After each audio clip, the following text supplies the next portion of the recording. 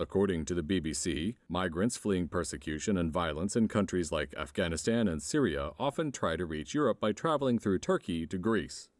With arrivals proving hard to manage, Greece is planning to install a floating barrier near the island of Lesbos on the Aegean Sea. According to The Guardian, the 2.7-kilometer-long netted barrier will rise from pylons 50 meters above the water and will be equipped with flashing lights.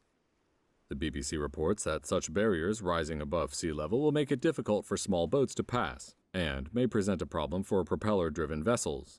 Greek authorities believe a sea barrier will be able to curb flows in a similar manner to the barbed wire fence built in Evros along the northern land border with Turkey in 2012.